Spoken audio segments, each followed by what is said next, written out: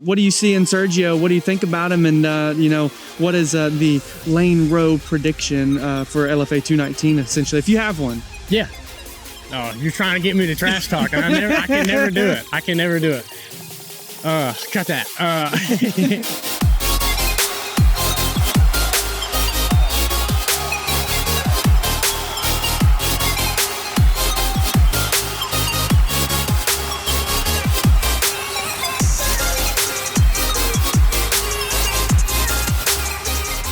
What's going on, ladies and gentlemen? Welcome back to Knuckle Sandwich. Today we have a very special episode, the LFA 219 Fighter Spotlight with Lane Roe and Trevor Grice from Aero Athletics. We're going to be talking to them about their upcoming fights for LFA 219, maybe recap a little bit of some other things, talk about training, those, the normal interview thing. So without further ado, let's bring in the guys themselves, Bam Bam and the Prodigy.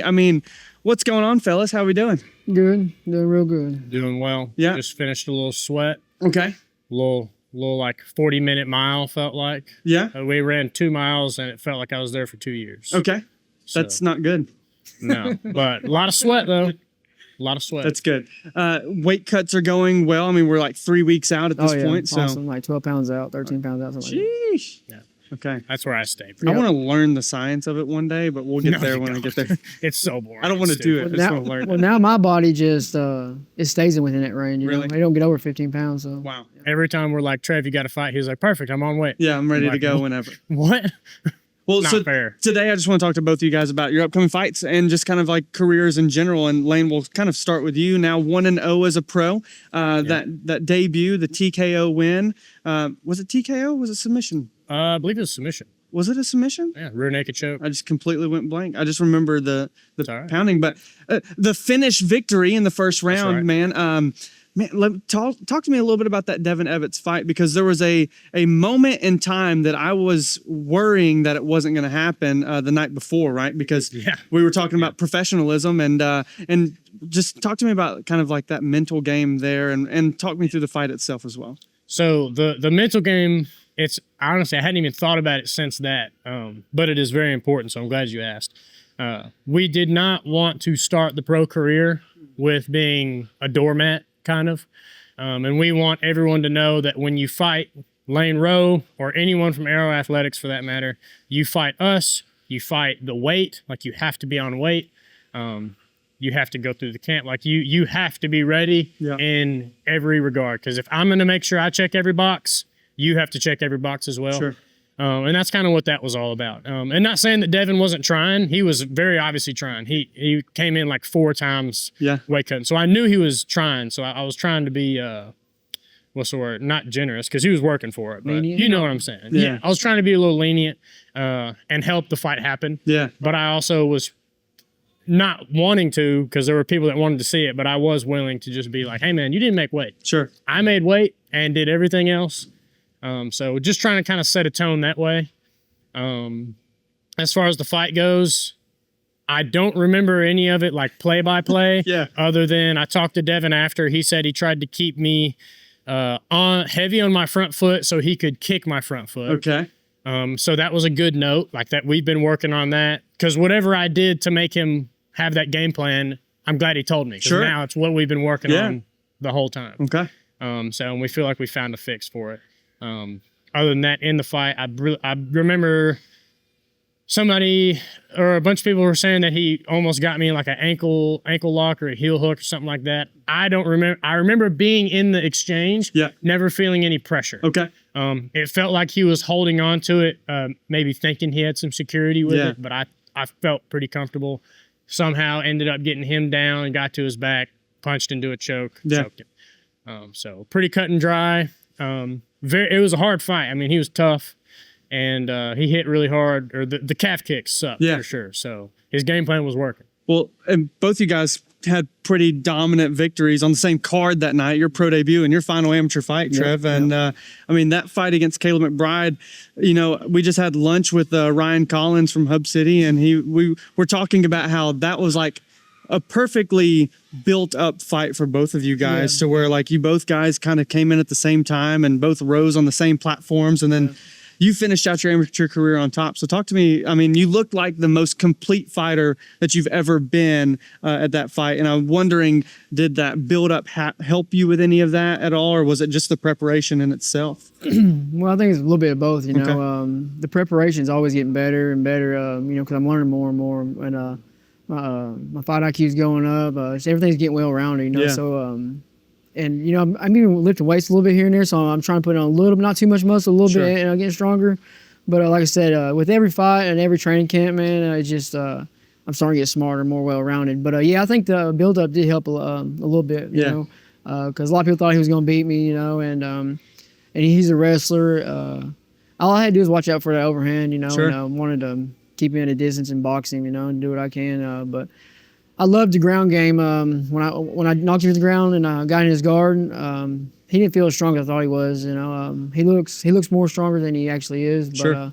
I still respect him, and he's still a good fighter. But yeah, man, I just had to do my game plan that night. And finished out with the second belt, man. You came out double champ on top. I made it a point to stand. I wanted to keep it standing. You Yeah. know, so. I remember you saying that the whole fight week was like, I'm going for the knockout in this fight. That's what I want, is the knockout. So it's amazing seeing you get it in that fight itself too. And I mean, we talk about Aero Athletics. I mean, we're here, or Aero Martial Arts, may I say. You know, Aero Athletics is the building, but it seems like Coach AJ is just breeding some killers, and all of you guys are starting to rise up and like start to make those pro jumps. Your pro debut coming up soon. I mean, what is the training room like now? Because you just had Adrian Grundy be on the PFL, and you got 2 LFA guys. You've got Devontae Cheney making his final amateur walk in a few weeks after you guys. Yep. Like, what's the weight room like? What's the everything? I guess kind of like, what's the feeling in the gym right now? Well, I feel like, you know, when you get a good group of guys that we all know the same goal, we all want the same goal, we all push each other. Like I said, iron sharpens iron, man. And we're all consistent with showing up. You know, we might have some days here where we have to handle life, but for the most part, we're here 4 or 5 days, 6 days out of the week. Yeah. So yeah, man, we all got that same goal, and it's good to be around a group of guys that push each other like that. Yeah. Yeah. I mean, that's exactly, hit the nail on the head. Like, Coach taking it. The thing with Coach AJ is he is such a good coach for competitors. Good luck coming in here and having this be a hobby and having Coach be your coach. Yeah, sure. You're not going to stick around. Yeah. So, but what that has done is that everyone that is still training has I don't know. It's not even like they want to fight. They are fighters now. Sure. Even if they haven't fought, they are training, preparing, and gearing towards fighting. Yeah. Ty Arnold and Peyton Hudson, Man. probably 2 of the more recent guys, already making us work Yeah. 10 times as hard as we ever have. Yeah. So having more guys like that, and like what he's saying, the consistency, like there's so many people that come in and train and we become a really, well, I say like in shape gym. Like our gym's health condition is very in shape. Yeah. Everyone is here and ready to work, and then somebody leaves. Yeah. And then you just have like 1 or 2 guys that are in here fighting, and they're working with new guys. Yeah. We have the most consistent amount of people that are ready to fight, ready to push each other to fight. We're just in really good shape as a gym. And especially Coach with what he's doing in his head. He's on another wavelength right now. We're trying to catch up to him, I think. And he's doing a really good job of elevating us and keeping the room hard. So. Well, I see the hashtag Road to World Class on every single one of AJ's posts right now. So I'm assuming that is kind of the mantra of Aero Martial Arts. Every right time now. we into class. Yeah. Hands in, world class on 3. Nice. We already know we're the best. We just gotta go show it. You know? Yeah. Exactly. Well, let's talk about, LFA and the stage in itself. Lawton and I were driving home last night, and we were talking, and it's like, man, a lot of these guys that we've seen fight in bars and in warehouses, and now they're all fighting in an arena in a few weeks. And it's like, man, what is that kind of like for you guys, kind of seeing the careers unfold right now and knowing like in a few weeks in F&M Bank Arena in Clarksville, Tennessee, man, I'm making a walk for the literal feeder league for the UFC. I mean, that's got to feel pretty special. Yeah. It's pretty surreal, you know. Yeah. I didn't expect it would come this soon, you know. And but, 2 years in, essentially, right, for you, yeah. But I'll be 36 in March, so it's time to go. Yeah. I ain't got no time really. I got to put my foot on the gas and let's go. Sure. So it's good. I'm just blessed to be able to make a run and do something like that. When I was telling one of my friends that lives in Clarksville, he's like, "Where are you fighting at?" And I told him, he's like, "Wow, you're going to." That's what he said. Going from fighting in bars to fighting in arenas. So it's pretty surreal, man. It definitely helps you get more motivation to work harder. Like I said, we always work hard, but there's always that motivation factor with certain things, and you want to go out there and always put on the best show, and just it's gonna be more energy out there, more electric. So I'm ready for that. 100%. Yeah, I think the biggest thing is just I was just talking to Chaney about this off camera about like the sense of belonging, as far as like. I remember Danny Barlow, and I believe I've probably said this a million times, but Danny Barlow, one of the first times he came to our gym, kind of spoke with the amateur fighters that were there and said that the main difference between a pro in the UFC and an amateur is you guys are training the same. They have a lot more reps than you, but the mental state of them being like, I'm the best. Yeah. I deserve to be in X, Y, and Z. Yeah. And kind of being... I feel like we're in a good spot where we've never been like, man, why aren't we fighting in arenas yet? Or we should be in the UFC by now. Yeah. We've always been like, hey, man, we're blessed to be fighting in this bar over here. Yeah. Hub City's putting something on at the fairgrounds. That's That's huge, It's like, oh, I got to step up to the plate. Yeah. And so I think us having that mentality every time we go somewhere is kind of, it's good. It's helping us elevate to the level of the place that we're fighting in. So being at a huge arena, more electric, like Trev was saying, is like, it's almost more scary, but I feel like it's easier for me now than it's ever been, just to kind of be able to be like, we belong here, but also let's show them we belong here. 100%. So it's definitely a mix of both. It's exciting, but then you're also like, hey, there's a standard. People that fight in these places have to look like this, and they have to train like this. Yeah. They have to... the big thing is like, what are you doing off the mats? Like your diet has to look like this. And that's the hard part. Well, and I think what's incredible with, the opportunity at LFA is you impressed the big boss, Ed Suarez. And man, I mean, you're one phone call away from Dana White at that point. You know what I mean? So, I mean, it's super cool and super great to see you guys. And I think another piece of the puzzle is like both of you guys are fighting locals, essentially. I mean, fighting Sergio Martinez, who now trains at Wildside in Clarksville, fighting Bryce Woerner, who is from Clarksville and now trains at Nashville. I mean, so it's like you're automatically going to be the bad guy in the situation of walking out there in the electric crowd, right? Which is a little different. Yeah. You're used to fighting in backyard and now you're going to there. So let's talk about Sergio a little bit. What I know of Sergio, this very athletic, young, hungry guy, very forward pressure kind of guy. But I mean, what do you see in Sergio right now? And I'm going to be honest, I think it's both of your guys' toughest fights to date for both of you guys. So what do you see in Sergio? What do you think about him? And, what is the Lane Rowe prediction for LFA 219, essentially, if you have one? Yeah. Oh, you're trying to get me to trash talk. I can never do it. I can never do it. Cut that.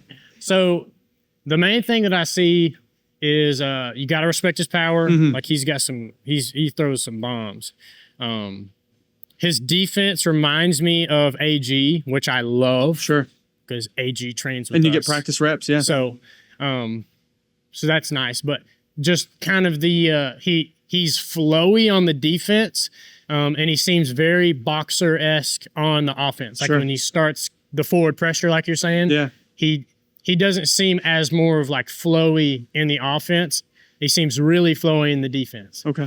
And I'm hoping what I can assume is the defense when he's in that flow state, that'll be better for wrestling. So if I can get him to enter into that kind of where he gets comfortable, start trying to get some grappling so that he has to get back in that tight situation.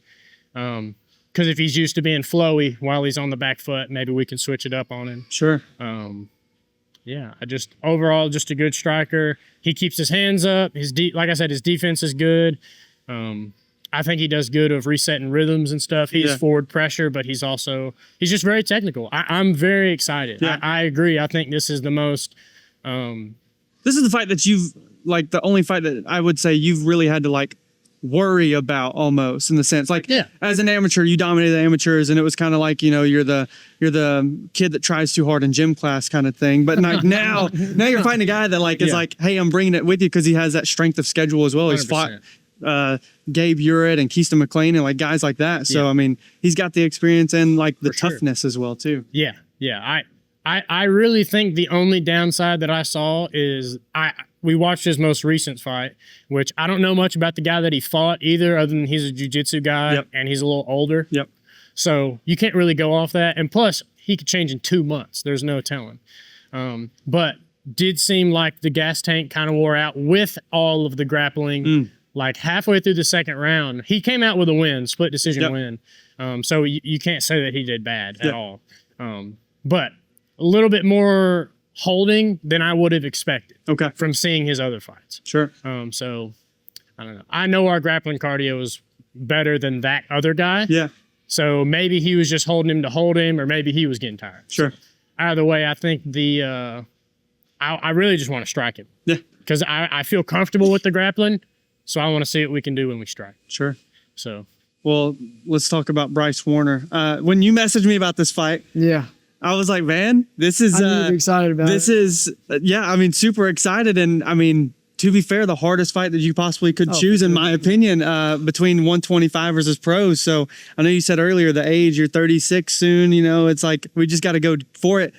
Is that kind of a mindset when accepting a big fight with the number one prospect in the area, of just saying, you know what, like, yeah, let's just go for it and see what happens? Well, honestly, his name was the first one to come across the table, I think, if I'm not mistaken. I don't know. But well, coach is like, you think you can take him, you know? They thought I could take him, and I was like, yeah, I know I could take him, you know? I watched his fights. I've been, past year and a half, I've been seeing him on the circuit and stuff, you know? So I know he's a tough fighter. He's a good fighter. He's fast. He's real, like I was telling coach, he's real shifty, you know?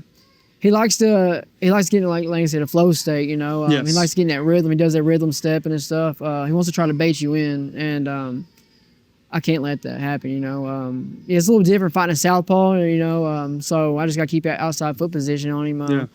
Where I think I'm going to have my most strengths at, I want to see, I'm going to put the pressure on, like, you know, we'll see how he responds in adversity, you know?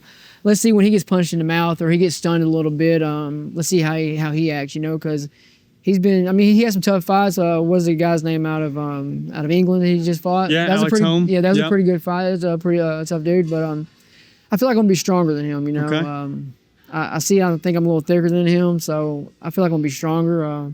But yeah, man, I just can't play his game. I can't let him bait me in. You know, I'm gonna have to feint some more and level change a lot on him, but.